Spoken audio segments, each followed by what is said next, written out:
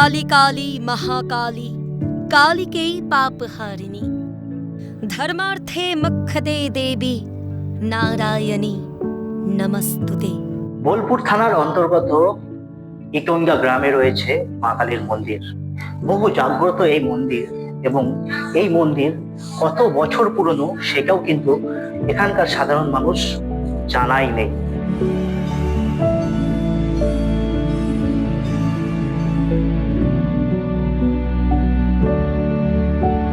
অজয়ের শান্ত বাতাস গায়ে মেখে ঐতিহ্য বহন করে নিয়ে চলেছে বীরভূমের ইটনগা গ্রামের হাটকা কালী মন্দির। যুগ যুগ ধরে পূজিতা হয়ে আসছেন শক্তিরূপিণী চতুর্ভুজা। এখানে পূজিতা হন দক্ষিণা কালী।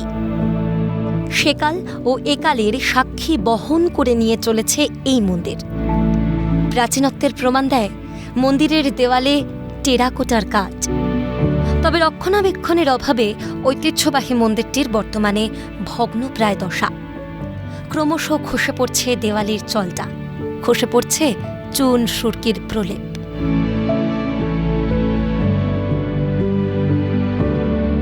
মন্দির দেখা যাচ্ছে, মন্দিরের যে সমস্ত কারুকার্য রয়েছে সেগুলো কিন্তু একদমই নষ্ট হয়ে গেছে।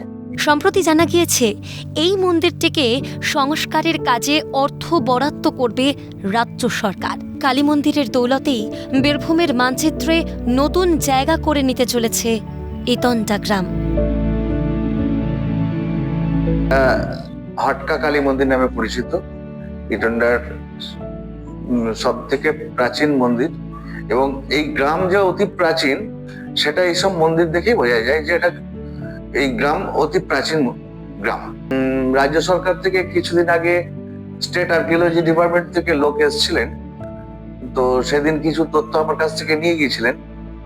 তো সেই সূত্রেই শুনেছিলাম নাকি রাজ্য সরকার এই মন্দিরের কিছু সংস্কার করবেন। সংস্কার হলে গ্রামের মানচিত্রটাই পাল্টে যাবে, গ্রামের অর্থনৈতিক অবস্থাও মানে পরিবর্তন হতে পারে।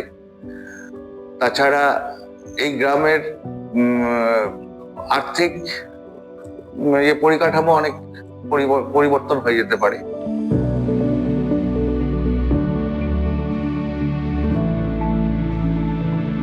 এবং তারপরেই কিন্তু দেখা যাবে এই মন্দিরে আরো ভিড় বাড়বে, পাশাপাশি বহু ভক্ত আসবে এই মন্দিরে, এবং এমনটাই কিন্তু দাবি করছে এখানকার যে সমস্ত এলাকাবাসী রয়েছে তারা। ইতিহাস বলছে প্রায় 500 বছরের পুরনো এই হাটকা কালী মন্দির। নামের পিছনেও রয়েছে ইতিহাস। হাড় কাটা থেকেই হাটকা নামের উৎপত্তি। অপভ্রংশ হয়ে মন্দিরের নাম হয়েছে হাটকা কালী মন্দির। জানা যায় একসময় এই স্থানে অস্থি শিল্পের বেশ সুনাম ছিল। স্বাভাবিকভাবেই এই গ্রামে বসবাস করতেন অস্থি শিল্পীরাই। এই মন্দির প্রতিষ্ঠা করে পুজো শুরু করেন হাড়কাটা জাতির মানুষরা। তবে এই মন্দিরে রয়েছে অজানা নানান তথ্য, এবং এই মন্দির যখন প্রথম হয়েছিল তখন এই গ্রামে মানুষজনই আসতে পারতেন না ভয়ে, এবং এই মন্দির ছিল একদম বলা যেতে পারে এক অন্য জগৎ।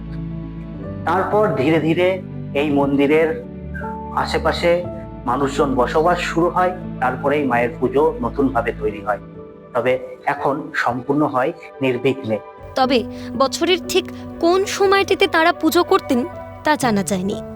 পরবর্তীতে মাঘ মাসে রটন্তি কালী পুজোর দিনকেই বাৎসরিক পুজোর দিন হিসেবে বেছে নেওয়া হয়। চাঁদা তুলেই পুজোর আয়োজন করে থাকেন স্থানীয়রা।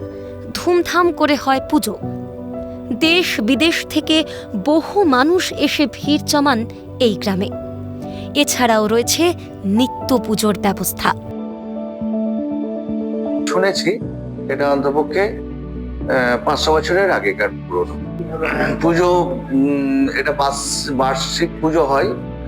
আপনার রটন্তি কালী যে পুজো হয় ওই সময়ে বার্ষিক অনুষ্ঠানটা আমরা আমাদের সাধ্যমতো আমাদের গ্রামের কয়েকজন মিলে, গ্রামবাসী মিলে যেটুকু সামর্থ্য হয় সেই সামর্থ্যের মধ্যেই আমরা এটাকে করার চেষ্টা করি। এই পুজো কখন হতো সেটা আমাদের জানা ছিল না, তো তখনকার কথা মতো আর কি ওই সময়টা আমরা ভেবেছিলাম যে ওই সময়টাতেই হয়। মাঘ মাস, ওই জানুয়ারি ফেব্রুয়ারি মাস নাগাদ এটা হয়। যারা হাড়কাটা জাতি ছিল তারা এই মন্দিরে প্রতিষ্ঠা করেছিল। হাড়কাটা থেকে হটকা কালী নাম এসছে। আর পুজো মাঘ মাসে যে অমাবস্যা পড়ে সেই অমাবস্যায় পুজো হয়। আর ওই অমাবস্যায় পুজো হয় বা গ্রামবাসীদের কাছে চাঁদা দিলে সেখানে মৎস্য করা হয় বা যাত্রা করা হয়, আরো কোনো অনুষ্ঠান তাদের ওগুলো গ্রামে খেলে নিয়ে সব করা যায়। এই মন্দিরে যে সমস্ত মানুষজন যারা নিত্য পুজো করে, নিত্য সেবায়, তারা কিন্তু জানাচ্ছেন যে রাজ্য সরকারের এই উদ্যোগে খুব স্বাভাবিকভাবেই তারা খুশি এবং এই মন্দির নতুন করে হলে মানুষের আরো সমাগম হবে। শুধু যে রটন্তি পুজোর দিন তা নয়, বছরের অন্যান্য সময়গুলিতেও দেখা মেলে ভক্তদের। মায়ের টানে ইতনটা গ্রামে পৌঁছে যান বোলপুর, শান্তিনিকেতন ঘুরতে যাওয়া পর্যটকরাও। তাই মন্দির সংস্কার হলে পর্যটকদের আগমন ঘটবে, আর পর্যটকদের আগমন ঘটলেই এলাকার অর্থনৈতিক পরিকাঠামোয় বদল আসবে বলেই মনে করছেন স্থানীয়রা। কত টাকা রাজ্য সরকার দেবে সেই বিষয়ে কিন্তু এখনো পর্যন্ত কিন্তু তারা কেউ কিছুই জানেন না।